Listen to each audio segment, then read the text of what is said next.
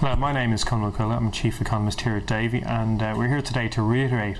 our view on the Fiscal Compact Treaty that is being voted on this Thursday. So we put out a research note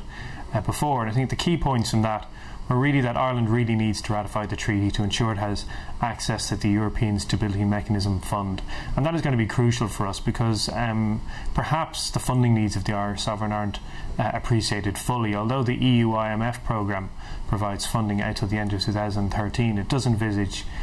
in 2013 the sovereign raising 14 billion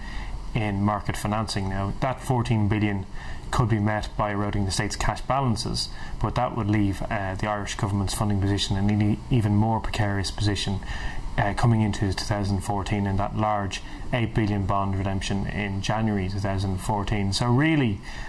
certainly looking ahead to next year's budget 2013, that may be a more challenging budget given the events in the European economy and the threat that the Irish economy may not be able to realise the 3%, 4% nominal growth rates that are assumed in the current budgetary plans for 2014 and 2013 as well. So we have a more challenging macroeconomic situation, and given the state will need to certainly be in markets towards the latter half of 2013, certainly funds earmarked from the ESM, which is conditional on treaty ratification, will probably have to be set aside, or a plan set out for ESM funds from the early part of 2013. So in the event of a no vote, these funding pressures will be felt more acutely, much more quickly perhaps than is expected.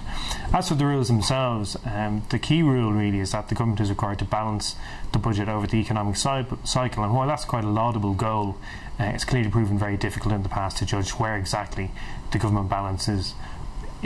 relative to the cycle. So although I think there's difficulties and perhaps even flaws in some of the fiscal rules, we already signed up to these rules in terms of European law. The main innovation in this treaty is merely to incorporate these same rules into Irish law. So for that reason, we believe that the Irish government or the Irish people need to vote yes to the treaty, ratify the treaty, so we can get access to the ESM, while ratifying the treaty itself isn't going to change the rules that we're already committed to. So for more detail, please see our research report, which is available on www.davy.ie.